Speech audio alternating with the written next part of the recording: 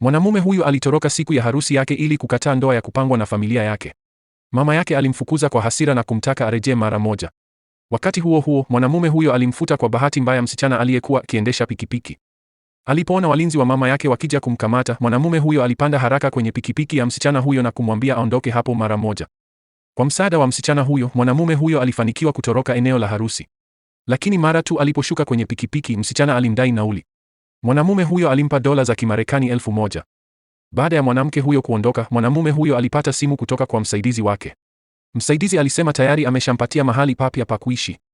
Wakati huo huo, mwanamke huyo naye alimpigia simu mwanaye. Alimwambia kuwa amepata dola 1,000 siku hiyo na angempeleka kula chakula kizuri.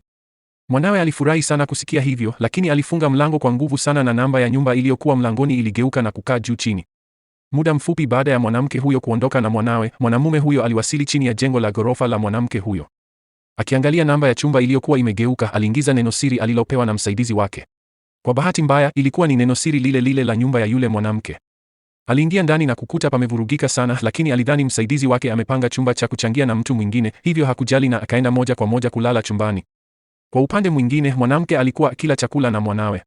Mwenye nyumba alimpigia simu na kumwambia kuwa mwenzake wa kuishi naye atawasili hivi karibuni. Baada ya kusikia hivyo, mwanamke alimrudisha mwanawe nyumbani haraka. Walipofika nyumbani, kijana aliona nyumba imekuwa safi sana na akahisi kuna mgeni ameingia. Lakini mama yake alidhani mwanaye anamtisha tu, wakaanza kucheza sebuleni. Mwanamume aliamka kwa kelele zao na kumwambia msaidizi wake aje haraka kumtoa mtoto huyo nje. Msaidizi alifika haraka na kukutana na yule mwanamke.